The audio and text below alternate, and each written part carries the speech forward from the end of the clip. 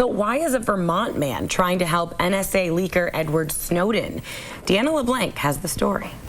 Believe it or not, a new study says Vermont has the fastest internet in the country. The thing is, not everyone has access to it.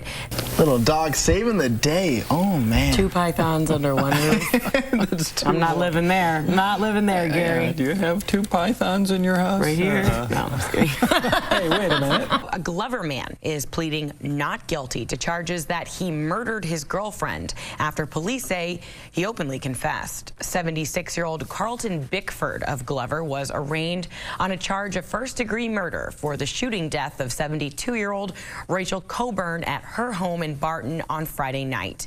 He then drove to Lyndonville and turned himself into police. Prosecutors say it is a clear case of first-degree murder. The statute indicates anytime there's a penalty of life imprisonment and the evidence of guilt is great, that the defendant may be held without bail. Police believe Bickford and Coburn were involved in a romantic relationship that had gone sour. Bickford told police that he and Coburn got into an argument. He left her house and came back with a shotgun and killed her. Police say he then tried to shoot himself, but only suffered minor injuries. A Burlington man is behind bars accused of beating a 1-month-old baby girl. Police say they began investigating Travis Hammond last week after receiving a report of a child at Fletcher Allen with life-threatening injuries. On Monday, Hammond was arrested and charged with 2 counts of aggravated domestic assault. The baby is still in critical condition in the pediatric intensive care unit. Hammond is being held without bail. The body of a missing Vermont man has been recovered from Lake Champlain following a 3-day search. New York State Police divers pulled the body of 39-year-old Michael Mindell of Shelburne out of the water on Monday evening. They found him in the Westport, New York area of the lake.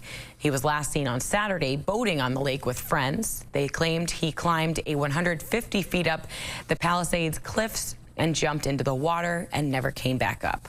An autopsy is scheduled for later today. A Wethersfield man is behind bars facing charges for his 11th DUI. Mark Moan was arrested on Sunday for drunk driving. He was arrested earlier this year and served 4 months in jail for his 10th drunk driving charge. This weekend, he was caught driving drunk without a license, and he's been charged as a habitual offender, which could mean he faces enhanced penalties if convicted. Moan's drunk driving arrests span more than 30 years and 4 states. A judge has ordered a psychiatric evaluation. Bed bugs are forcing a North Bennington homeless shelter to close its doors for months. The shelter is just one of 2 in the area, and it houses women and children who are currently staying in motels instead. But new motel voucher regulations begin August 1st and may mean many of those affected can no longer stay in the motel on the state's dime while the shelter's being cleaned. Officials say it's a process that could take weeks. We are bracing for that. We do have a couple of backup plans with, we are literally talking about tents. In this interim period, we have reconfigured some of our locations to accommodate more people. Stacy New, the director of the Bennington Coalition for the Homeless, says the organization will rely on community donations to help as many people as they can while the shelter is shut down. New York State is being sued over its new dairy farm rules. The Cuomo administration says the rules for farm runoff aim to help New York's growing yogurt industry. But water protection groups, including the Sierra Club and Riverkeeper, are suing, saying the state's rules violate federal clean water laws. The group says the looser laws will lead to more polluted waterways, and the rules apply to farms with 200 to 300 cows. New York's North Country has qualified for federal disaster aid stemming from last month's flash floods. The flood damaged roads, bridges, and culverts in several communities in Clinton and Essex counties. Those communities are now added to the federal disaster declaration. The weather this summer has taken its toll on all kinds of crops in Vermont, including grapes. Over the past few months, local vineyards have been contending with record amounts of rainfall, followed by record heat. Some local vineyard workers are tapping into their experience to protect the grapes from the wild weather swings. First of all, we started with preventive spraying before the rain started, so we got a little bit of a leg up on protection. So that helped us. In fact, had we not done that, I think you could see these beautiful plump clusters of grapes right now. They'd be spotted with all kinds of black rot and mildews, and maybe half the grapes would be gone. While the grapes at Shelburne Vineyard are looking pretty good, they say they're not in the clear just yet. It isn't unusual for a fire department to be called in to help a cat in a tree, but it isn't all that common for the owner to be up there with it. Volunteer firefighters in Lake Placid got a call on Saturday about a man stuck in a tree while attempting to rescue his cat. They used their aerial truck to bring both of them down to safety. No injuries reported, just some bruised egos.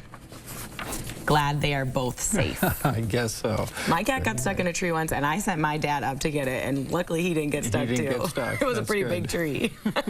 A Vermont man convicted of killing a popular St. Johnsbury teacher is getting a new lawyer. Alan Prue and his wife, Patricia, are awaiting trial of the 2012 abduction and murder of 33-year-old Melissa Jenkins. The couple is accused of luring the teacher from her Danville home, beating and strangling her before dumping her body in the Connecticut River.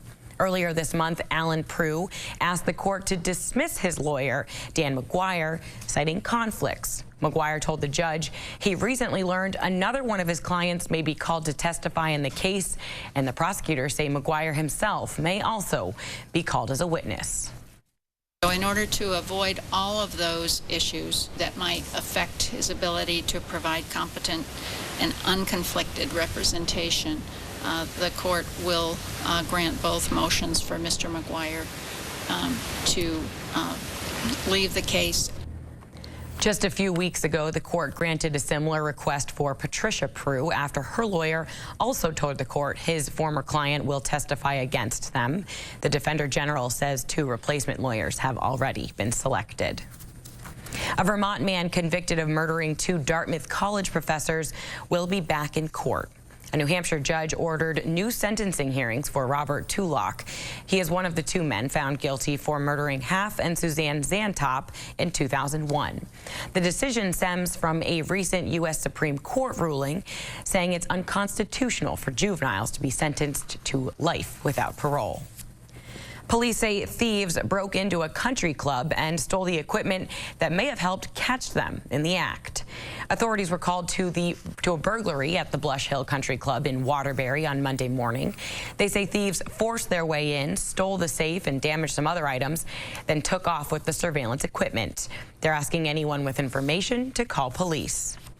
Governor Shumlin wants to know why a wind farm in the Northeast Kingdom was told to power down during an energy-consuming heat wave earlier this month. Green Mountain Power says it was asked to turn off its 21 turbines on Lowell Mountain and replace that output by firing up fossil-fueled generators.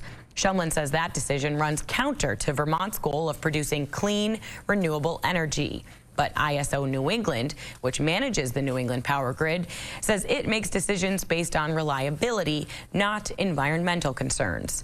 ISO says power lines in northern Vermont cannot carry enough voltage to be a reliable source of energy during periods of high demand. A Heartland nonprofit is getting big recognition from the James Beard Foundation. The foundation is usually known for highlighting outstanding chefs, but it also recognizes those making strides to improve the food industry. Hal Hamilton, the co-director of the Heartland Sustainable Food Laboratory, is among this year's James Beard Leadership Award winners. The nonprofit works with small and large businesses across the world to make food more environmentally friendly and sustainable. I was a full-time dairy farmer myself for the first part of my adult life, and now I live on a farm here in Heartland Four Corners and certainly believe in sustaining family farms in the places where they are. So we actually do projects around the world with small farmers in developing countries, reducing greenhouse gas emissions from Costco egg supply, for example, and improving the conditions of beef production across the U.S. Hamilton is one of 5 people to receive this year's Leadership Award. They will all be honored in October. Coming up next, Gary's got a look at your extended forecast.